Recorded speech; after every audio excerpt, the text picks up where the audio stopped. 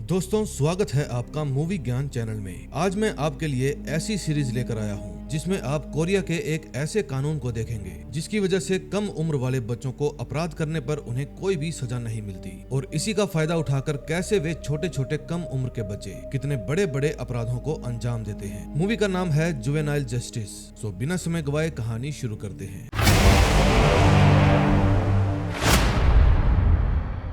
First episode की शुरुआत में हम कोरिया को बहुत ही खूबसूरती से सजा हुआ देखते हैं। पूरे कोरिया में खुशी का माहौल था, लेकिन तभी हम सेंगयू नाम के एक लड़के को देखते हैं जिसके हाथ खून से रंगे हुए थे और वो घबराया हुआ पुलिस स्टेशन पहुंच जाता है। उस समय इंस्पेक्टर कैंग अपने घर जा रहे थे, लेकिन तभी वो उस बच्चे को देखकर रुक जाते हैं। फिर वो उस बच्चे से पूछते हैं कि मुझे बताओ तुम्हारे साथ क्या हुआ है, लेकिन वो बच्चा कबूल करता है कि उसने एक 9 साल के बच्चे को जान से मार दिया है और उसकी बॉडी को काटकर एक बिल्डिंग के टेरेस पर रख दिया है। फिर वो मर्डर वेपन दिखाते हुए खुद को सरेंडर कर देता है। अब ये जानकारी मिलते ही ऑफिसर्स की एक टीम उसी बिल्डिंग पर जाती है जहां उन्हें एक बोरी के अंदर एक 9 साल के बच्चे की डेड बॉडी मिलती है। उस बच्चे का नाम जीहू था, जिसे बुरी तरह से काटकर एक बोरे में भर दिया गया था। अब ये खबर आग की तरह पूरे देश में फैल जाती है। अब मीडिया से लेकर आम जनता सब लोग ये चाहते हैं कि उस बच्चे को कड़ी से कड़ी सजा दी जाए, क्योंकि उसने 13 साल की उम्र में ही एक 9 साल के बच्चे को काट काट कर जान से मार दिया था। अब पुलिस ने उसे अरेस्ट तो कर लिया था, लेकिन कोरिया के नियम के अनुसार अगर बच्चे की उम्र 14 साल से कम है तो उन्हें कोई भी सजा न देकर जुवेनाइल सेंटर में भेज दिया जाता है। जुवेनाइल सेंटर कोरिया का एक ऐसा स्कूल है जहां उन लोगों को सजा दी जाती है जिन्होंने बाल अपराध किया है। इसके बाद हम इस कहानी की लीड जज इयोन सोक को देखते हैं। वो अपने एक इंटरव्यू में बताती है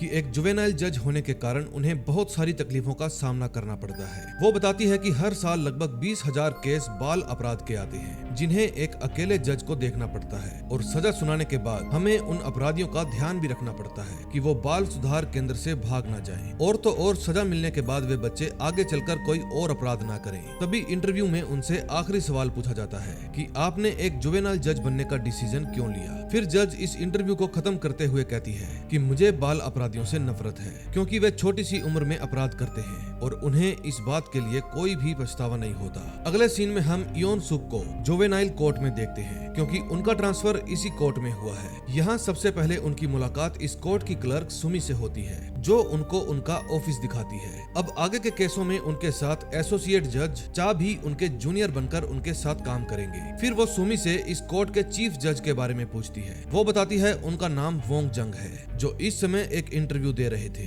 इंटरव्यू खत्म होने के बाद वे न्यूज चैनल वाले उन्हें एक पार्टी के लिए इनवाइट करते हैं। वोंग जंग उनका इनविटेशन एक्सेप्ट कर लेते हैं, लेकिन तभी उनके पास कोर्ट से एक मैसेज आता है और उन्हें मजबूरन कोर्ट में जाना पड़ता है। कोर्ट के बाहर बहुत सारे लोग प्रदर्शन कर रहे थे कि उन्हें बाल अधिकारों को रद्द कर देना चाहिए और अपराधियों को सजा देनी चाहिए। वोंग जंग कोर्ट में पहुंचते ही अपने स्टाफ पर भड़क जाते हैं और उनसे कहते हैं कि मैंने तुमसे कितनी बार कहा है कि जब मैं इंटरव्यू के लिए जाऊं तो मुझे कॉल पर डिस्टर्ब मत किया करो। लेकिन उनका स्टाफ उन्हें एक नए केस के बारे में बताता है। इसके बाद हम इयोन सुक और चा को वोंग जंग के ऑफिस में देखते हैं। तभी कहानी पास्ट में जाती है, जहां हम देखते हैं कि जीहू अपनी माँ से बात करने के लिए सेंगयू से फोन मांग रहा था, लेकिन सेंगयू उसे फुसलाते हुए अपने घर में ले जाता है। वे दोनों एक ही बिल्डिंग में रहते थे और इसीलिए उस पर किसी को शक भी नहीं होता। फिर उसके घर पहुंचते ही जीहू उसके खिलौनों के साथ खेलने लगता है, जिससे सेंगयू को इरिटेशन होने लगती है। फिर वो सबसे पहले चार्जिंग केबल से जीहू का गला दबाता है और फिर उसके छोटे छोटे टुकड़े करके कचरे के डिब्बे में डाल देता है, और फिर वो उसके बाकी के बॉडी पार्ट्स टेरिस पर फेंक आता है। अब पूरी बॉडी न होने के कारण जीहू के माता पिता को बिना शरीर के ही उसका अंतिम संस्कार करना पड़ता है। अब कहानी वापस प्रेजेंट में आती है और ये तीनों इसी केस पर डिस्कस कर रहे थे। वोंग जंग को इस बात से काफी अफसोस होता है कि इतने छोटे छोटे बच्चे कम उम्र होने के बाद भी अपने से छोटे बच्चों का अपहरण करते हैं और उन्हें बेरहमी से मार देते हैं, और सबसे बड़ी बात उन्हें इस बात का कोई गिल्ट भी नहीं होता। फिर वो इस केस को इयोन सुक को दे देते हैं और कहते हैं कि ये तुम्हारा इस कोर्ट में पहला केस है। पीड़ित परिवार को तुमसे काफी उम्मीदें होंगी, इसलिए जितना जल्द हो सके इस केस को सोल्व करो। फिर अपने कैबिन में आने के बाद इयोन सुक अपनी पूरी लगन से इस केस को स्टडी करना शुरू कर देती है, लेकिन तभी वहाँ पर सुमी आती है और कहती है कि ये आपका लंच टाइम है और आप सबको उन बच्चों के साथ लंच करना होगा जो अभी अभी बाल सुधार केंद्र से रिहा हुए हैं। इसके बाद वे सभी एक रेस्टोरेंट में आ जाते हैं। वहाँ वे डोस्योक, यूरी और सोला से मिलते हैं। ये सब वही बच्चे थे जो अब बाल सुधार केंद्र से रिहा हुए हैं। फिर डो सियोक चा से कहता है कि मैंने सिक्योरिटी गार्ड के लिए अप्लाई किया है और मुझे जल्द ही उसका लाइसेंस भी मिल जाएगा। फिर यूरी कहती है कि मैं भी एक सैलून में काम करती हूँ। अब इन सब की बातों से जज साहब को ऐसा लग रहा था कि ये बच्चे सुधर गए हैं और इसलिए वे काफी खुश भी होते हैं। भले ही जज साहब ने ही इन बच्चों को सजा सुनाई थी, लेकिन वे इन सभी बच्चों को सही राह पर लाना चाहते थे। चा को ऐसा लग रहा था कि साउला भी बदल चुकी होगी, लेकिन वो तो वॉशरूम से लौटते हुए एक लेडी का पर्स चुरा लेती है। कुछ देर बाद जब उस लेडी को अपना पर्स नहीं मिलता तो वो साउला पर इल्जाम लगा देती है कि उसने ही उसका पर्स चुराया है, क्योंकि साउला ऐसी चोरियां पहले भी कर चुकी है। लेकिन साउला इस बात से साफ साफ इनकार कर देती है कि मैंने कोई चोरी नहीं की। फिर इयोन सोक वहाँ पर पुलिस बुलाने को कहती है, लेकिन एसोसिएट जज चा इयोन सुक से कहते हैं कोई जरूरत नहीं। तभी एक वेटर को उस लेडी का पर्स मिल जाता है, लेकिन इस बात से साउला बहुत ज्यादा नाराज हो जाती है और वो जज इयोन सुक को माफी मांगने के लिए कहता है, लेकिन इयोन सुक उससे माफी नहीं मांगती और कहती है कि मुझे पता है इसकी राइट पॉकेट में क्या रखा हुआ है। उसके बाद साउला की जेब चेक की जाती है, जिसमें से एक पर्स निकलता है। असल में इयोन सुक ने पहले ही देख लिया था कि साउला किसी का पर्स चुरा रही है। फिर वो चा से साउला को जेल में डालने के लिए कहती है। फिर वो चा को भी कहती है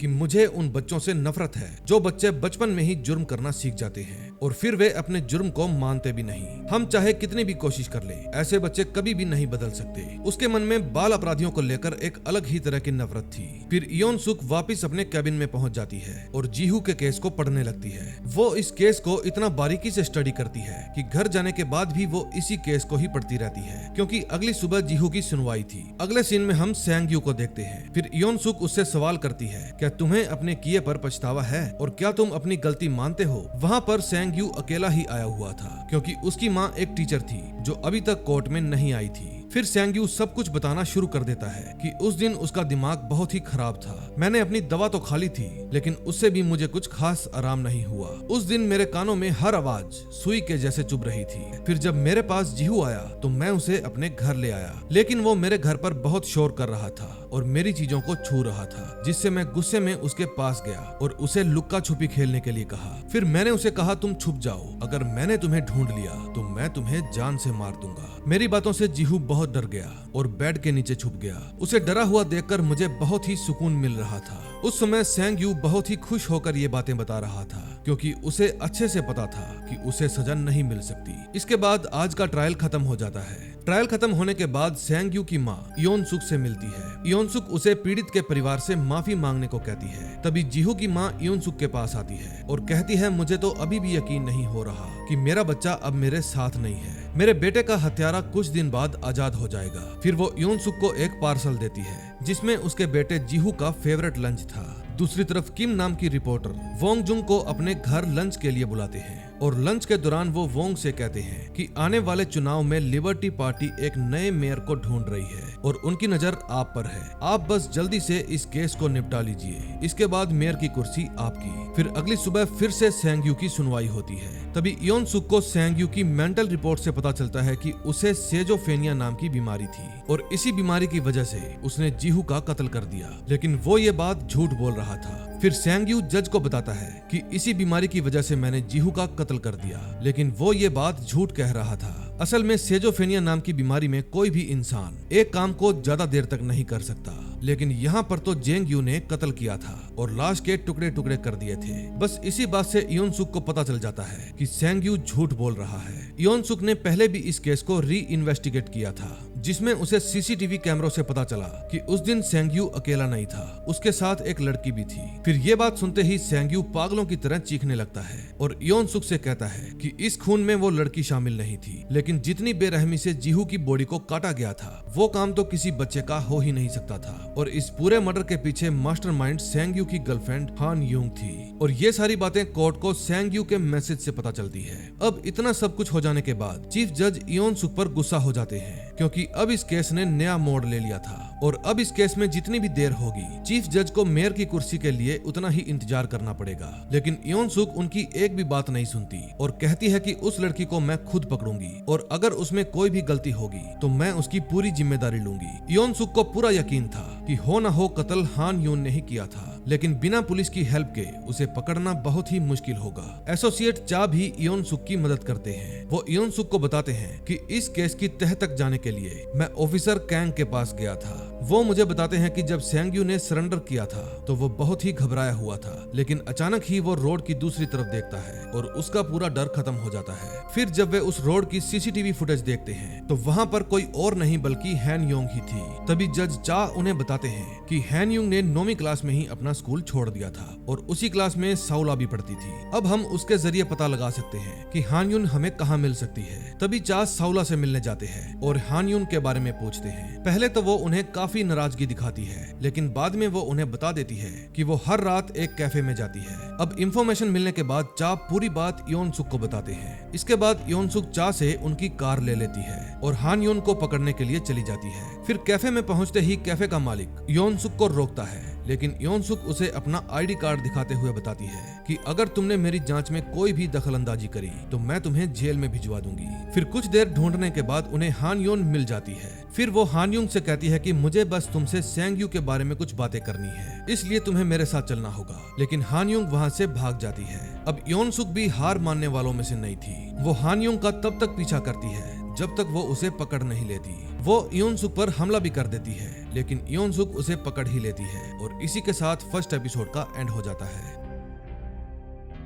सेकंड एपिसोड की शुरुआत में हम देखते हैं इयोन सुक हान युन को इंटरोगेशन रूम में ले जाकर पूछताछ करती है। इयोन सुक कहती है कि तुम्हारे पास मेरे किसी भी सवाल का जवाब न देने का हक है, लेकिन तुम मुझे ये बताओ कि तुमने उस मासूम बच्चे को क्यों मारा। फिर कुछ देर बाद जज चा इयोन सुक से मिलने आते हैं। फिर इयोन सुक उन्हें बताती है कि हान युन एक साइकोपैथ है। उसके माता पिता भी यूएस में बिजनेस करते हैं, बस एक लॉ कंपनी ही है जो उनका ध्यान रखती है। अब तक हान युन की लॉयर भी वहाँ पर आ चुकी थी और वो उन दोनों से सवाल करती है कि एक नाबालिग लड़की को अरेस्ट करने का हक आपको किसने दिया। लेकिन इयोन सुक लॉयर को नजरअंदाज करते हुए हैन युन से सेंग्यू के बारे में पूछती है, लेकिन हैन युंग उसे बताती है कि मैं ऐसे किसी लड़के को नहीं जानती। इसके बाद इयोन सुक उसे उन दोनों की कॉल रिकॉर्ड्स और मैसेज दिखाती है, जिसमें उन दोनों ने एक दूसरे से काफी देर तक बहुत सी क्रीपी बातें की हुई थी। लेकिन हैन युंग चुप रहती है और कुछ नहीं बोलती। इयोन सुक कहती है कि सेंग्यू तो एक छोटा बच्चा है और नियम के अनुसार हम उसे ज्यादा सजा नहीं दे सकते, लेकिन अगर तुम्हारा जुर्म साबित हो गया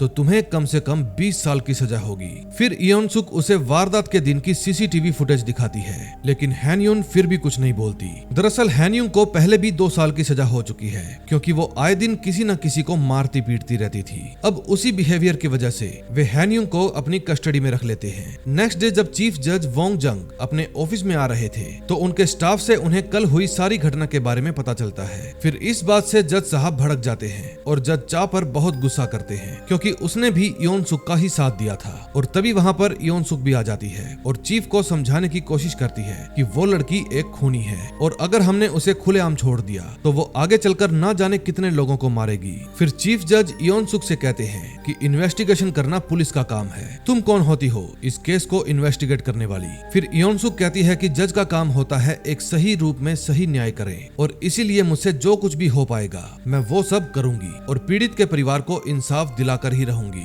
फिर ये सारी बात सुनने के बाद जज भी उसकी बातों को मान जाते हैं, क्योंकि वो भी हमेशा से ही यही चाहते थे कि लोगों को सही न्याय मिले। फिर वे दोनों अपने कैबिन में वापिस आ जाते हैं। फिर इयोन सुक जज चा को सेंग्यू की माँ के पास जाने को कहती है ताकि वो अपने बेटे को मना सके और वो हैन युंग के खिलाफ गवाही दे दे। तभी कुछ देर बाद इयोन सुक के पास फोरेंसिक टीम आती है और उनके पास सेंग्यू के सोशल मीडिया रिकॉर्ड्स थे, जिसमें उसने कई बार हैन युंग से बात की थी और उनकी चैट पढ़कर ये लग रहा था कि वे दोनों एक दूसरे को पसंद करते हैं। फिर चा सेंग्यू की माँ के पास जाता है और उन्हें सारी बात बताते हुए कहता है कि अगर वो अपने बेटे को समझाने में कामयाब हो गई तो मैं आपके बेटे की सजा माफ कर दूंगा। वो उन्हें बताता है कि वारदात के दिन सेंग्यू अकेला नहीं था, उसके साथ हैन युंग भी थी। फिर वापिस आने के बाद जज चा देखते हैं कि काम करते हुए इयोन सुक अपने डेस्क पर ही सो गई, लेकिन चा के आने के बाद उनकी आंखें खुल जाती है और फिर वे दोनों एक बार में जाते हैं। फिर चा उन्हें एक ड्रिंक ऑफर करता है, क्योंकि केस के प्रेशर की वजह से इयोन सुक का वेलकम भी नहीं हो पाया था।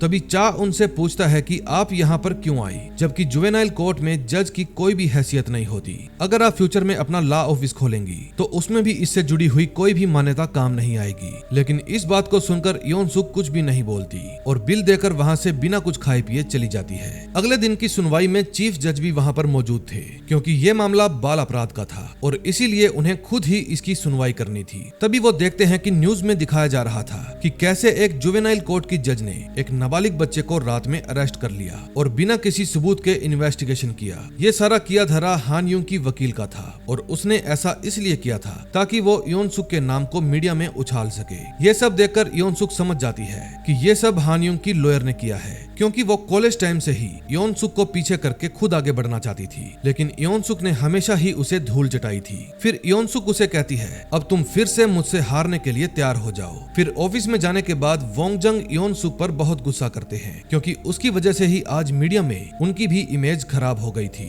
इसके बाद वे दोनों सुप्रीम कोर्ट के जज के पास जाते हैं। फिर सुप्रीम कोर्ट के जज योन सुक से इस केस को छीन लेते हैं और जज चा को जल्द से जल्द इस केस को खत्म करने के लिए कहते हैं। फिर वे दोनों वापस अपने कैबिन में आते हैं। फिर योन सुक अपनी गलती मानते हुए कहती है कि मुझे पहले ही पता था कि मेरे ऐसा करने से बात बिगड़ सकती है, लेकिन हमें कैसे भी करके जीहू को इंसाफ दिलाना ही होगा। तभी उनका एक स्टाफ मेंबर योन सुक से आकर कहता है कि जुवेनाइल सेंटर से कॉल आया है, सेंग यू कुछ कन्फेस करना चाहता है। अब अगले दिन फिर से इस केस की सुनवाई थी और मीडिया सहित पूरे देश की नजर इस केस पर टिकी हुई थी। फिर जब कोर्ट ओपन होती है तो हान यूंग के पेरेंट्स अभी भी कोर्ट में नहीं आए थे। फिर उसकी वकील उसकी तरफ से दलीलें पेश करती है। उस समय वहाँ पर कोर्ट रूम में सेंग यू की माँ के साथ जीहू के पेरेंट्स भी मौजूद थे। फिर सेंग यू का लॉयर उसकी बात जज के सामने रखता है और जज को बताता है कि सेंग यू इस मर्डर में शामिल नहीं था, उसने बस इस मर्डर को होते हुए देखा था और डरकर उसने लाश को ठिकाने लगाने में हेल्प की थी। यहाँ तक कि उसे ये भी नहीं पता था कि हान यूंग उस छोटे बच्चे को जान से मार देगी।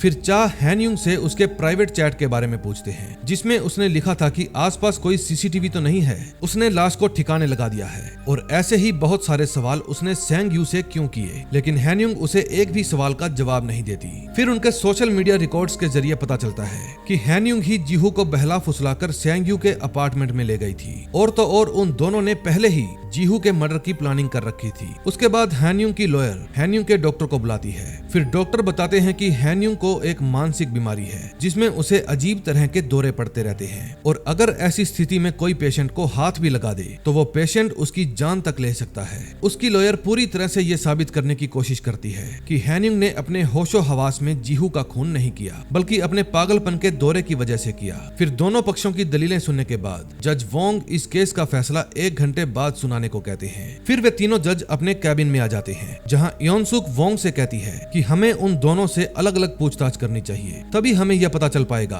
कि कौन झूठ बोल रहा है और कौन सच। इसके बाद योन सुक सेंग यू को वही चार्जिंग केबल दिखाती है जिससे जीहू का गला घोटा गया था। सेंग यू बताता है कि मैंने हान यू को जीहू को मारते हुए नहीं देखा था, लेकिन जब मैं उसके पास गया तो वो पहले से ही मरा पड़ा था और ये देखकर मैं बहुत डर गया। फिर उसने मुझे कहा कि तुम चिंता मत करो, हम दोनों बच जाएंगे, बस मैं जैसा जैसा कहती हूँ तुम वैसा ही करो। फिर हान यूंग ने सबसे पहले केबल से अपनी उंगलियों के निशान मिटाए और मेरी उंगलियों के निशान लगा दिए। उस समय सेंग यू सब कुछ सच सच बता रहा था, लेकिन हान यूंग अभी भी चुप रहती है। फिर प्रेशर पड़ने पर वो बताना शुरू करती है कि सेंग यू ने जीहू की बॉडी के टुकड़े किए थे और गार्डन के कूड़ेदान में फेंक दिए। फिर ये बात सुनते ही सेंग यू का दिमाग खराब हो जाता है और वो गुस्से में चिल्लाते हुए कहता है कि सारी प्लानिंग हान यूंग की ही थी। जब उसने उसे मारा था तो वो पागलों की तरह हंस रही थी। मैंने उसे रोकने की बहुत कोशिश की, लेकिन उसने जीहू के टुकड़े टुकड़े कर दिए। फिर उन दोनों की बात सुनकर जीहू की मां रोने लगती है कि कैसे उन दोनों ने मिलकर उसके 9 साल के बच्चे को इतनी दर्दनाक मौत दे दी।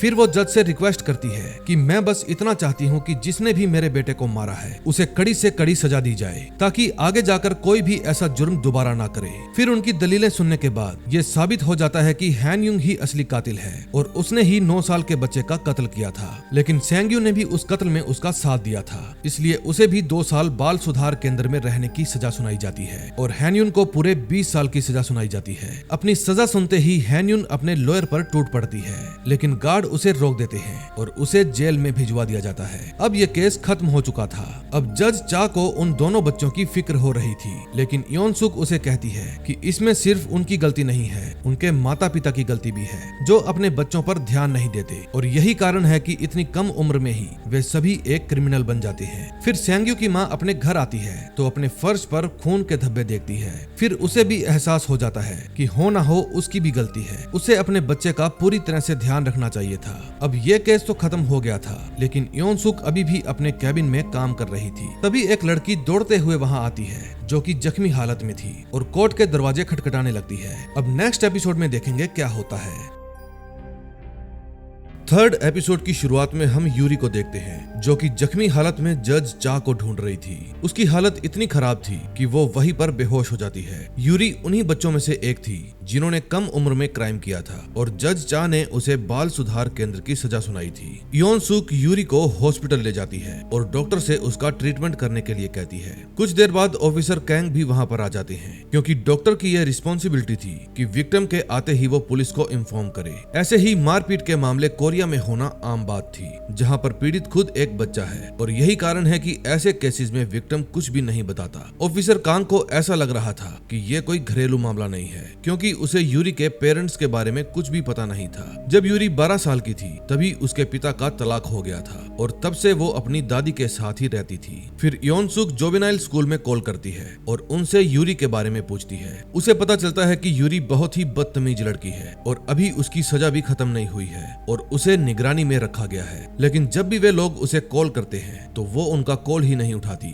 और तो और वो अपनी वीकली अटेंडेंस भी लगाने नहीं आती। जब ये सब यूरी को इंस्पेक्ट कर रहे थे तो वे देखते हैं कि किसी ने उसे बहुत ही बेरहमी से मारा है। कुछ देर बाद यूरी को होश आ जाता है। फिर योन सुक उससे पूछती है कि उसका ऐसा हाल किसने किया, लेकिन यूरी तो उन्हें कुछ भी नहीं बताती। फिर योन सुक उसे कहती है कि अगर तुम्हें कुछ भी नहीं बताना तो कोई बात नहीं, लेकिन अब ये मेरा केस है और मैं ये पता लगाकर ही रहूंगी कि आखिर तुम्हारे साथ ऐसा किसने किया है। अगले दिन योन सुक अपनी इन्वेस्टिगेशन शुरू कर देती है और उसी सैलून में जाती है जहां यूरी पहले काम किया करती थी। सैलून की मालकिन बताती है कि यूरी अपनी शिफ्ट पूरी करते ही यहाँ से चली जाती थी। इसके बाद वो कहाँ जाती थी मुझे कुछ नहीं पता। फिर जब योन सुक वहाँ से जाने लगती है तो उसके पास एक लड़की आती है। वो उसी सैलून में काम करती थी। वो योन सुक को बताती है कि काम के दौरान यूरी से मिलने के लिए एक आदमी आया करता था जो उम्र में यूरी से बहुत बड़ा था। मुझे ऐसा लग रहा है कि यूरी प्रोस्टिट्यूशन में शामिल है। इसके बाद योन सुक यूरी के पास जाती है और उससे पूछती है कि तुम उस आदमी को क्यों बचाना चाहती हो जिसने तुम्हारा ऐसा हाल किया है। लेकिन तभी वहाँ पर यूरी की दादी आ जाती है और वो योन सुक की बातों को नजरअंदाज करते हुए यूरी को वहाँ से ले जाती है। अगले सीन में हम देखते हैं चीफ जज वोंग जंग असेंबली लीडर के पास बैठा था। लीडर वोंग जंग को बताते हैं कि आज से 2 महीने बाद असेंबली के इलेक्शन होने वाले हैं और आप हमारी पार्टी के नए कैंडिडेट के लिए बिल्कुल परफेक्ट हैं। लेकिन वोंग जंग को पॉलिटिक्स में कुछ खास इंटरेस्ट नहीं था, बस उन्हें तो जुवेनाइल एक्ट्स में कुछ बदलाव लाने थे और इसीलिए वो उनके ऑफर को एक्सेप्ट कर लेते हैं। दूसरी तरफ योन सुक उस हॉस्पिटल में पहुंच जाती है जहां पर यूरी के ग्रैंडफादर एडमिट थे। वहां के स्टाफ से पूछने पर एक नर्स उन्हें बताती है कि यूरी हर रोज अपने दादाजी से मिलने के लिए आया करती थी और उसके डैड भी कभी कभी हॉस्पिटल आया करते थे, लेकिन वो तो हमेशा अपनी माँ के ऊपर ही चिल्लाते रहते थे और हमेशा उनसे पैसों की डिमांड करते थे। अब ये सारी बात जानते ही योन सुक समझ जाती है कि पैसे के लिए ही यूरी के पिता ने उसे मारा होगा। तभी योन सुक के पास ऑफिसर कैंग की कॉल आती है। वो बताते हैं कि यूरी के पिता उसकी मिसिंग रिपोर्ट लिखवाने आए हैं, लेकिन योन सुक उसे कहती है कि यूरी घरेलू हिंसा का शिकार है। उसका बाप उसे जानवरों की तरह मारता है और मैं नहीं चाहती कि यूरी की कस्टडी उसे दोबारा मिले। मैं चाहती हूँ कि तुम उसकी कंप्लेंट अभी ना लिखो। दूसरी तरफ जुवेनाइल कोर्ट में जज चा के लिए बाल सुधार केंद्र से एक गिफ्ट आता है। असल में चा हर साल बाल सुधार केंद्र में कुछ पैसे डोनेट करते हैं, लेकिन जब चा उस गिफ्ट को देखते हैं तो वो थोड़े परेशान होने लगते हैं और उस गिफ्ट को वापस भेजने को कहते हैं। तभी योन सुक बाल सुधार केंद्र से यूरी की क्राइम रिपोर्ट मांगती है और उसके केस को पढ़ने लगती है, लेकिन जज चा को लग रहा था कि योन सुक अब यूरी को सजा देने वाली है, जबकि उसे तो मदद की जरूरत है। फिर वो बिना कुछ सोचे ही योन सुक पर गुस्सा करने लगता है, लेकिन योन सुक चा को इस केस से दूर रहने को कहती है क्योंकि इस केस की जज योन सुक ही थी। तभी उसके पास हॉस्पिटल से कॉल आती है और उसे पता चलता है कि यूरी बिना कुछ बताए वहाँ से भाग गई। उसके बाद योन सुक और चा यूरी को ढूंढने निकल जाते हैं। तभी यूरी अपने एक दोस्त के पास जाती है, लेकिन उसके दोस्त भी बहुत कमीने थे और वो यूरी को मार मार कर उसके सारे पैसे छीन लेते हैं। अब यूरी के साथ इतना सब कुछ होने पर वो पूरी तरह से टूट जाती है और थक हार कर वापस हॉस्पिटल आ जाती है। फिर वो चा के सामने फूट फूट कर रोने लगती है और अपनी जिंदगी को कोसते हुए कहती है कि मेरे साथ ही ऐसा क्यों हो रहा है। जज चा उसे समझाते हैं और अपने माता पिता के खिलाफ कंप्लेंट लिखवाने को कहते हैं। तभी वहाँ पर इयोन सुक भी आ जाती है और पुलिस को बुलाकर यूरी को कस्टडी में लेने के लिए कहती है, क्योंकि यूरी भी उसी ग्रुप का हिस्सा थी जिसने उसके पैसे छीने थे। ये सब देखकर चा इयोन सुक पर काफी चिल्लाता है और उन्हें सेल्फिश कहते हुए कहता है कि आपको तो बस हर बच्चा एक बाल अपराधी ही लगता है, अब कभी भी उनके दुख दर्द को समझ ही नहीं सकती। तभी हम चा के फ्लैशबैक में जाते हैं जहां उसके पिता भी उसे बहुत मारा पीटा करते थे और इसीलिए वो यूरी को हर हाल में प्रोटेक्ट करना चाहता था। अगले दिन इस केस की सुनवाई होती है। वहां यूरी, उसके पिता, दादी और ऑफिसर कैंग भी मौजूद थे। केस की कार्रवाई शुरू की जाती है। इल्जाम यूरी के पिता के ऊपर था और उनके ऊपर घरेलू हिंसा का अपराध लगाया गया था। तभी कहानी पास्ट में जाती है जहां इयोन सुक यूरी को समझा रही थी कि अगर तुम अपने पिता के खिलाफ गवाही दोगी तो मैं तुम्हें बचा लूंगी और तुम्हें प्रोटेक्शन रूम में रखा जाएगा। लेकिन यूरी के पिता कोर्ट को सफाई देते हुए कहते हैं कि मुझे बिना किसी जुर्म के इस केस में फंसाया जा रहा है। मैं बस अपनी बेटी को सबक सिखा रहा था और उसे अपने तरीके से पालने की कोशिश कर रहा था। लेकिन जब यूरी के पिता ने उसे बहुत ज्यादा पीटा तो उसने उस पूरी घटना की रिकॉर्डिंग कर ली थी और इस बार खुद यूरी की दादी ने अपने बेटे के ही खिलाफ शिकायत दर्ज करा दी थी। अब इतने सारे सबूत होने की वजह से ये साबित हो जाता है कि यूरी का पिता ही उसे पैसों के लिए मारा करता था। अब ये बात पता लगते ही वो अपनी ही माँ का गला पकड़ लेता है और उन्हें मारने की कोशिश करता है। लेकिन ये देखकर जज जा उस पर हमला कर देते हैं और उसका गला दबाने लगते हैं। वो उसे जान से मारने वाले थे, लेकिन ऐन वक्त पर इयोन सुक उन्हें रोक देती है और यूरी के पिता को पूरे 1 साल की सजा सुनाई जाती है और साथ में ये भी ऑर्डर दिया जाता है कि सजा खत्म होने के बाद वो अपनी फैमिली से दूर रहेंगे और 200 घंटे तक उन्हें पब्लिक सर्विस भी करनी होगी और नशा मुक्ति केंद्र में भी जाना होगा। फिर उनको जेल भेज दिया जाता है और इसी के साथ 3rd एपिसोड का एंड हो जाता है।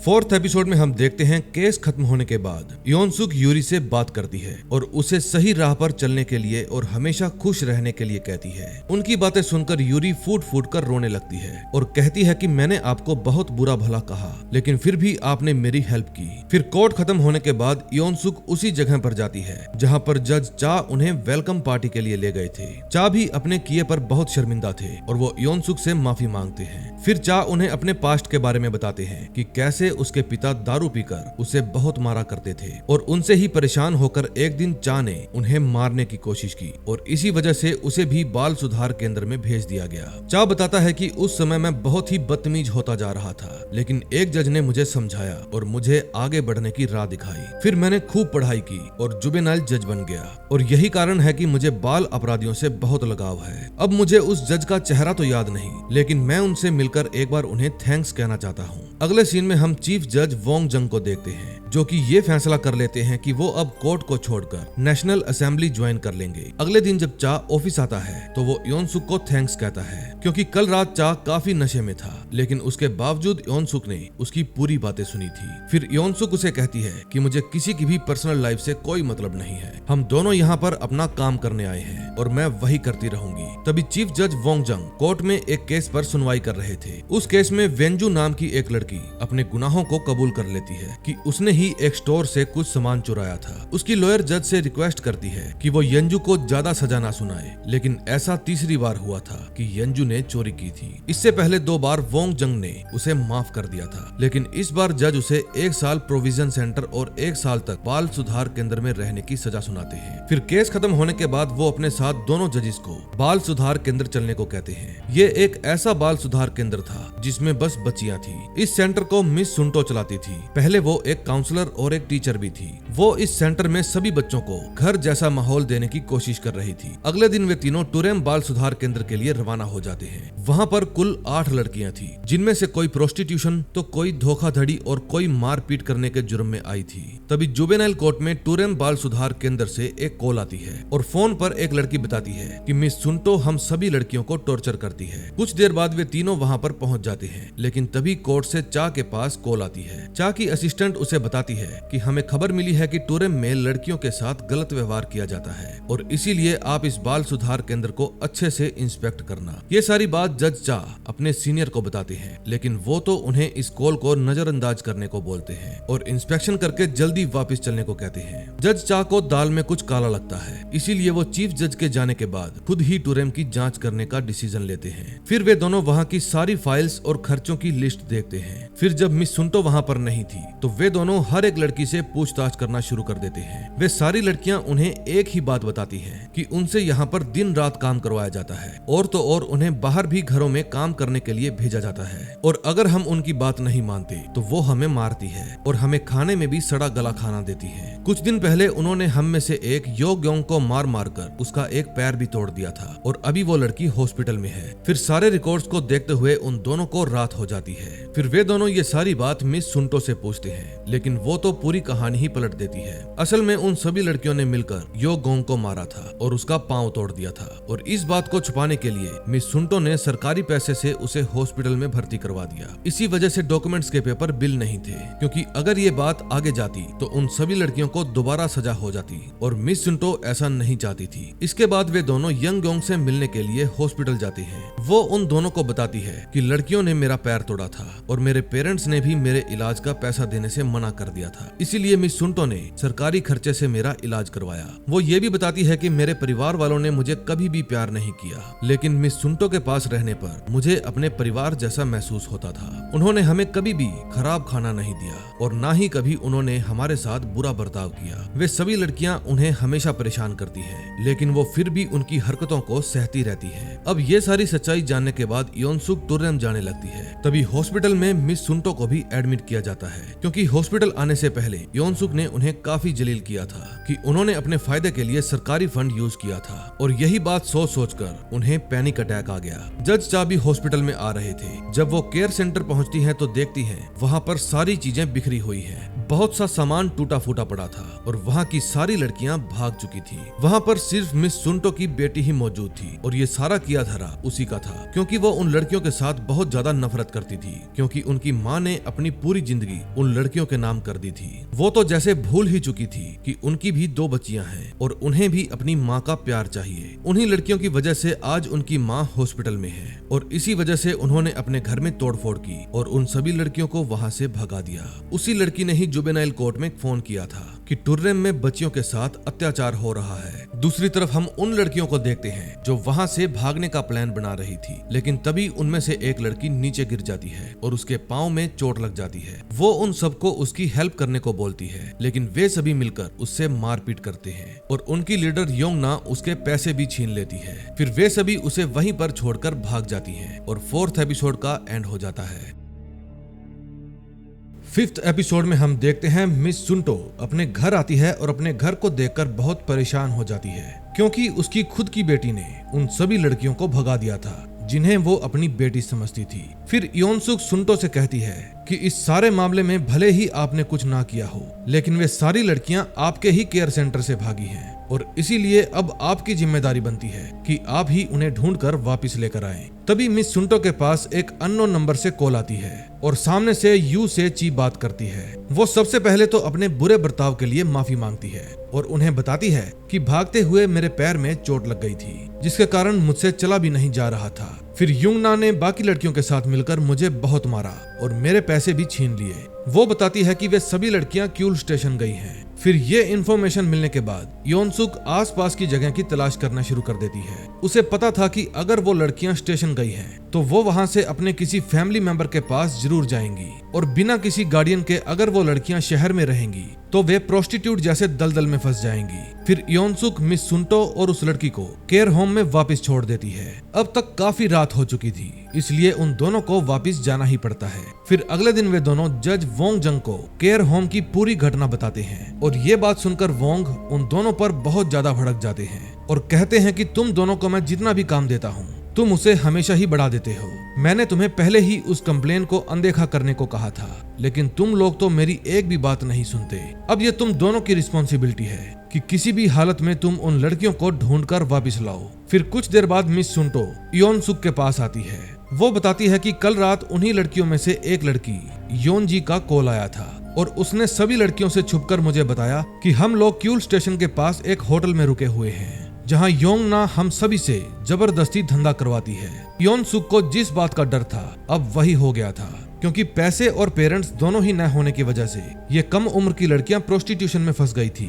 फिर योनसुक ऑफिसर्स की एक टीम को वहां के सभी होटल्स की तलाशी लेने को कहती है और खुद मिस सुंटो के साथ उन बच्चियों को ढूंढने लगती है। तभी हम युंजी नाम की एक लड़की को होटल रूम में सहमा हुआ देखते हैं। और तभी उसके कमरे में एक कस्टमर आता है। उसको देखकर युनजी और भी ज्यादा घबरा जाती है क्योंकि उस आदमी ने तो अंदर से दरवाजे को जंजीरों से लॉक कर दिया था। दूसरी तरफ योनसुक इंस्पेक्टर कोंग के साथ हर एक होटल और मोटल के कमरे में सीसीटीवी चेक कर रही थी, लेकिन उन्हें उन लड़कियों का कोई भी सुराग नहीं मिलता।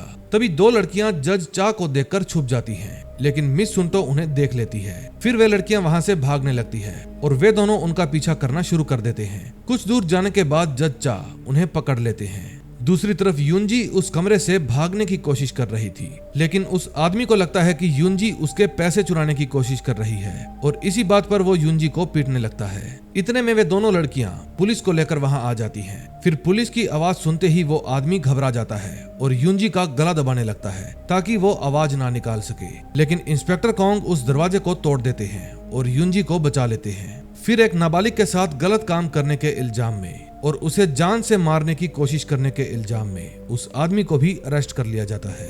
अब इतनी मेहनत करने के बाद वे सभी लड़कियां मिल तो जाती हैं, लेकिन उनकी लीडर युंगना अभी भी फरार थी। फिर योनसुक उन सभी लड़कियों को पुलिस के हवाले कर देती है क्योंकि उन सभी लड़कियों ने कई कानून तोड़े थे। अब मिस सुंटो की बड़ी बेटी पर भी जुवेनाइल सेंटर में मुकदमा चलाया जाएगा क्योंकि उसी ने उन सभी लड़कियों को भगाने में हेल्प की थी। तभी मिस सुंटो की बड़ी बेटी कॉन्फ्रेंस रूम में बताती है कि जब युनजी ने हेल्प के लिए कॉल की तो युंगना ने उसे पकड़ लिया था, लेकिन मुझे उसकी कमजोरी अच्छे से पता थी और वो है उसकी माँ। मैंने युंगना को उसकी माँ को मारने की धमकी दी थी और युंगना अपनी माँ को बहुत प्यार करती है, इसलिए वो उनको बचाने के लिए उनके पास ही गई होगी। फिर मिस सुंटो और योनसुक युंगना के घर जाते हैं, लेकिन उन्हें पता चलता है कि अब यहाँ पर तो एक नई फैमिली रहती है। वे बताते हैं कि युंगना भी अपनी माँ से मिलने के लिए वहाँ पर आई थी। फिर निराश होकर वे दोनों वहाँ से जाने लगते हैं, लेकिन तभी उन्हें युंगना सीढ़ियों पर बैठी हुई मिल जाती है। उस समय उसके हाथों पर चोटें भी लगी हुई थी। असल में जब युंगना अपनी माँ से मिलने के लिए आई तो उसकी माँ किसी और मर्द के साथ थी और उसकी माँ ने उसे पहचानने से भी मना कर दिया। इस बात से युंगना का दिल टूट गया क्योंकि जिससे वो इस दुनिया में सबसे ज्यादा प्यार करती थी, आज उसी ने उसे पहचानने से मना कर दिया था। फिर इसी बात से गुस्सा होकर वो उन दोनों पर हमला कर देती है और इसी लड़ाई में उसे भी चोटें लग गई थी। फिर वे उसे अरेस्ट कर लेते हैं और उसे भी बाल सुधार केंद्र में भेज दिया जाता है। फिर योनसुक मिस सुंटो को समझाती है कि उन्हें बाकी लड़कियों के साथ अपनी बेटी का भी ध्यान रखना चाहिए, वरना वो भी बाकी लड़कियों की तरह गलत राह पर चली जाएगी। तुम्हारी दोनों बेटियां तुमसे प्यार के लिए तरस रही हैं, वो प्यार जो तुम बाकी लड़कियों से करती हो। फिर वे दोनों वोंगजंग के पास आते हैं। वोंगजंग कहते हैं कि मैंने ये फैसला लिया है कि अब से मैं टुरेम बाल सुधार केंद्र को बंद कर दूंगा, लेकिन योनसुक ऐसा नहीं चाहती थी क्योंकि मिस सुंटो जैसी औरत उन लड़कियों को सही दिशा दे रही थी जो कोरिया के भविष्य और उनके बाल अपराधियों के लिए बहुत जरूरी था। फिर योनसुक जुवेनाइल कोर्ट में उन सभी लड़कियों को उनके किए हुए अपराधों पर सजा सुनाती है। इन सब लड़कियों में से ज्यादातर लड़कियां अपने घर से पेरेंट्स की लापरवाही की वजह से ही भागी थी और इसलिए वो उनके पेरेंट्स को भी पेरेंटिंग की ट्रेनिंग लेने और अपनी बुरी आदतों को छोड़कर अपने बच्चों के उज्जवल भविष्य पर ध्यान देने को कहती है। तभी मिस्टर वोंगजंग चीफ जस्टिस से मिलने जाते हैं। फिर चीफ जस्टिस उनसे उनके बच्चों और उनके परिवार के बारे में पूछते हैं, लेकिन वोंगजंग अपने काम में इतने बिजी रहते थे कि उन्हें अपने बच्चों पर ध्यान देने का मौका ही नहीं मिलता था। वोंगजंग के 2 बेटे भी थे और वे दोनों लॉर्ड जस्टिस हाई स्कूल में पढ़ते थे। उनका बड़ा बेटा 12वीं में और छोटा बेटा 11वीं में पढ़ता था। फिर चीफ मिस्टर वोंग को बताते हैं कि लॉर्ड जस्टिस हाई स्कूल का पेपर लीक हुआ है ताकि सभी बड़ी पोस्ट के ऑफिसर्स के बच्चों को अच्छे नंबर मिल सके और ये खबर मीडिया में आग की तरह फैल गई है। फिर वो इस केस की जिम्मेदारी मिस्टर वोंग को दे देते हैं और जल्दी से जल्दी इस केस को सोल्व करने को कहते हैं। फिर वोंग उस केस को ले लेते हैं क्योंकि उनको पूरा यकीन था कि उनके काबिल जज इस केस को सोल्व कर लेंगे। फिर वहां से जाते वक्त मिस्टर वोंग अपना रेजिग्नेशन लेटर चीफ जस्टिस के टेबल पर रख देते हैं और उन्हें बताते हैं कि इस केस को पूरा करने के बाद मैं जज के पद को छोड़ दूंगा। दूसरी तरफ योनसुक अपना काम खत्म करके अपने घर जा रही थी, लेकिन तभी उसे एक आदमी मिलता है जो कोई और नहीं बल्कि योनसुक का एक्स हस्बैंड था। वो योनसुक से पूछता है कि तुम अपनी थेरेपी ले रही हो या नहीं, लेकिन उसको देखकर योनसुक को बिल्कुल भी खुशी नहीं होती। अगले सीन में हम मिस्टर वोंग के बड़े बेटे सिम यू को देखते हैं जो अपने घर के नीचे आई पुलिस की गाड़ी को देखकर बहुत डर जाता है और अपने डैड के पास कॉल करके बताता है कि अपने घर के बाहर पुलिस आई है। दरअसल वो इसलिए डर रहा था क्योंकि वो बिच्छू गैंग में शामिल था और ये वही गैंग है जिसने चीफ जस्टिस हाई स्कूल में पेपर लीक किया था। फिर वो अपने डैड को बताता है कि फाइनल एग्जाम होने के बाद मैंने बिच्छू गैंग छोड़ दी थी, लेकिन जैसे ही ये बात मिस्टर वोंग को पता चलती है कि उसका बेटा भी इस अपराध में शामिल है, तो उनके पांव तले से जमीन निकल जाती है और इसी के साथ इस एपिसोड का एंड हो जाता है। दोस्तों, अब हम अगली वीडियो में देखेंगे क्या मिस्टर वोंग अपने बेटे को सजा दिलाएंगे या नहीं, और इसी के साथ और भी बड़े बड़े रहस्य नेक्स्ट वीडियो में पता चलेंगे। सो अगर अब तक आपने हमारा चैनल सब्सक्राइब नहीं किया तो प्लीज कर लें और बेल आइकन दबाना मत भूलना, ताकि जैसे ही इस वीडियो के नेक्स्ट एपिसोड आए आपको नोटिफिकेशन मिल जाए। हम मिलेंगे नए दिन नई वीडियो के साथ। Till then bye bye.